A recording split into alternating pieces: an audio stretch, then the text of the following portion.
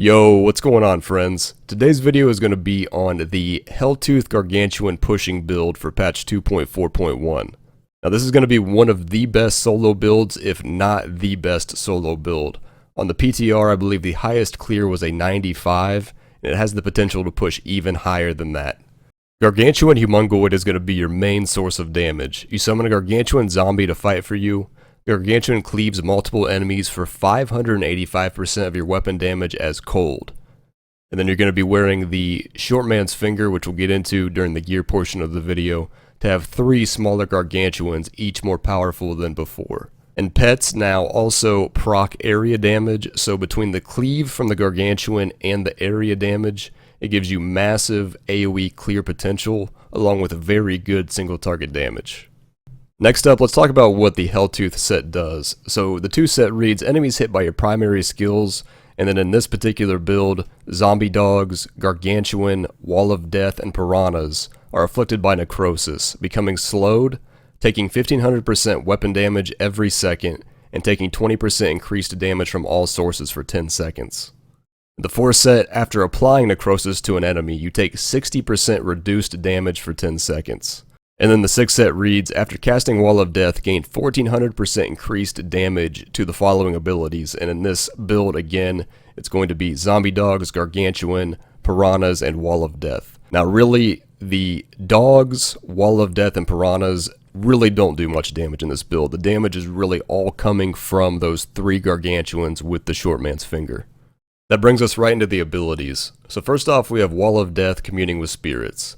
You summon a circle of spirits for 6 seconds that deals 1200% weapon damage as cold, chills nearby enemies by 60%, and reduces their damage dealt by 25% for 3 seconds. So again, the biggest reason for this is to proc your 6-piece Helltooth, but it's also going to reduce incoming damage by 25%.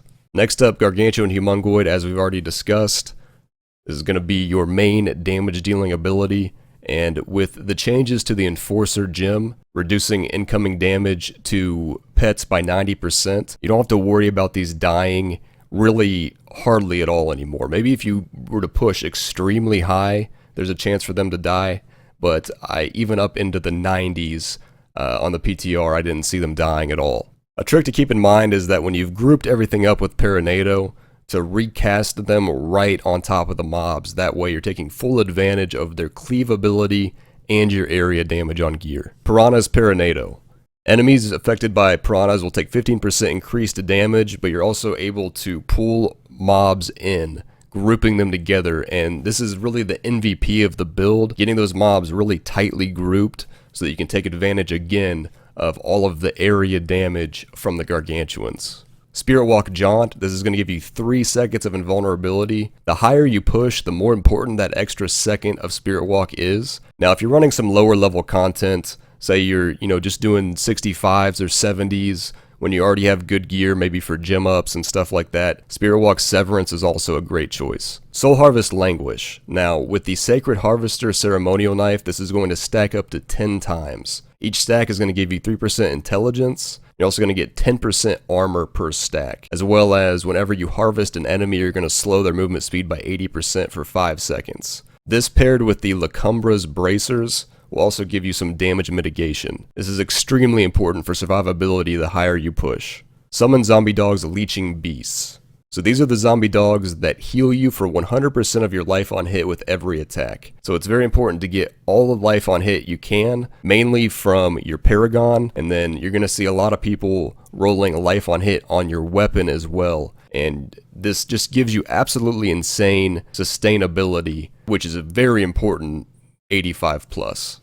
Next up, the passives. Grave Injustice. Gain 1% of your maximum life and mana and reduce the cooldown of all of your skills by 1 second when an enemy dies within 20 yards. And this range is extended by your gold pickup radius. Now this is especially great for Paranado. That way you can really group the mobs closely and do it quickly as enemies are dying. Spirit Vessel for a second life. The higher you push, the more you're going to need that second life just in case something does kill you. The great thing about this build is unless you're getting one shot, because of the sustainability you get back with Leeching Beasts, you really aren't going to die too often. This build is very tanky and has a lot of healing. Next up we have Pierce the Veil. All of your damage is increased by 20%, but your mana costs are increased by 30% as well. In this build, we really don't use much mana. Your biggest mana spender is going to be Paranado, but it's not something that you're spamming, so you really don't have to worry about your mana dipping too low. The reason for Pierce the Veil over something like Confidence Ritual is because there's a lot of times where you're going to be fighting some nasty mobs, and you're not going to be able to be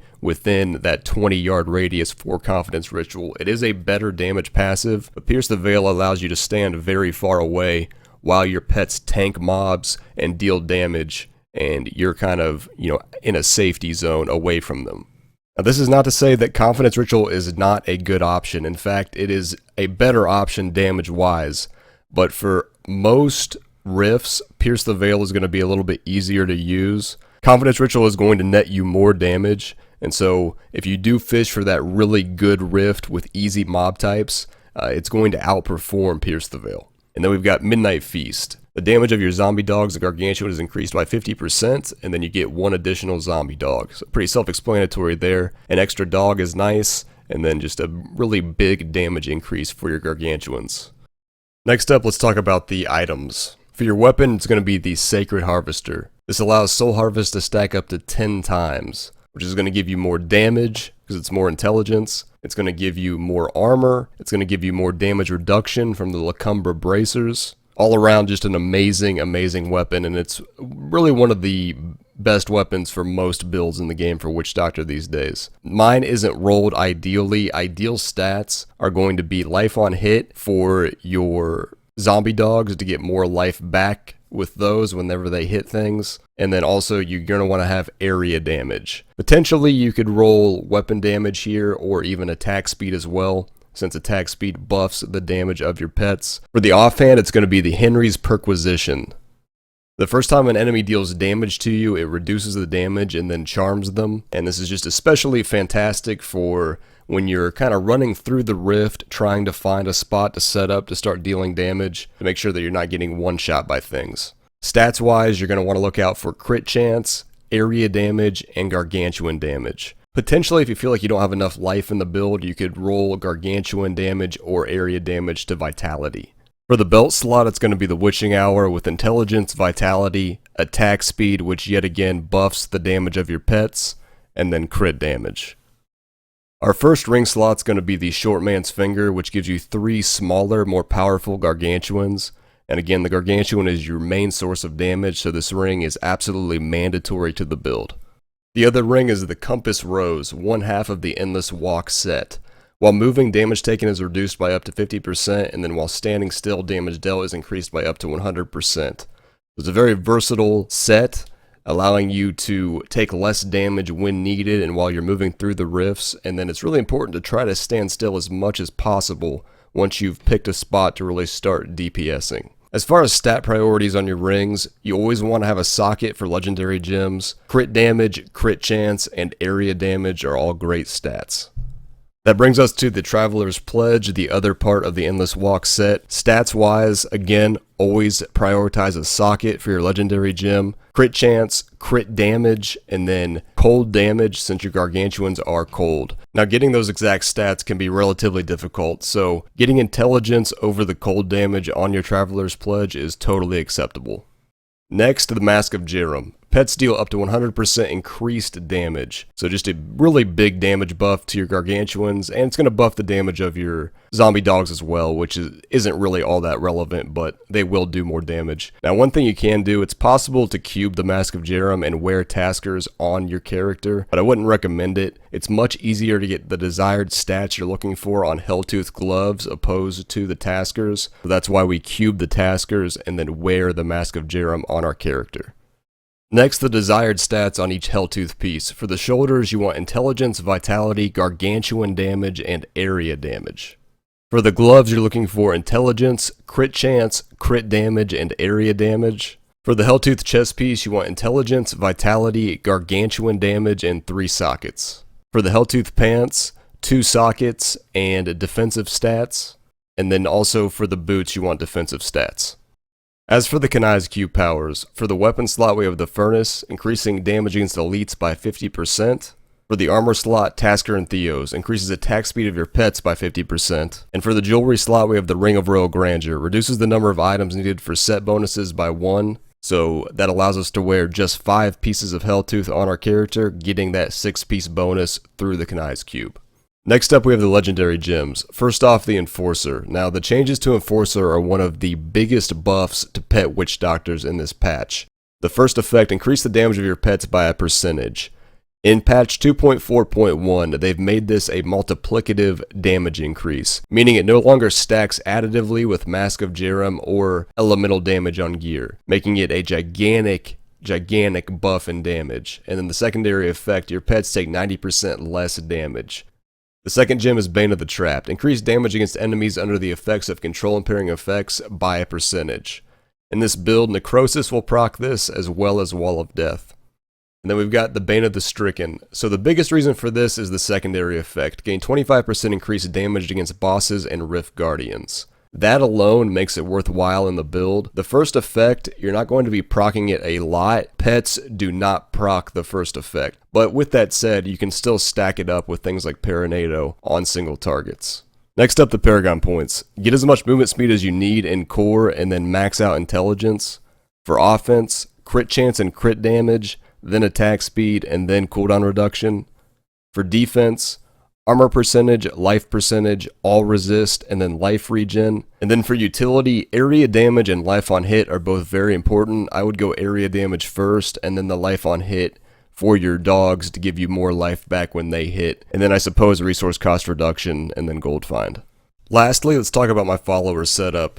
Now, I prefer the Enchantress, but the Templar is totally fine if you'd rather run the Templar. But as far as the gear goes, you always want the Follower Can't Die token. And then I'm currently running a Thunder Fury on her. Other great options are the Unjang Do and the Sultan of Binding Sand as weapons.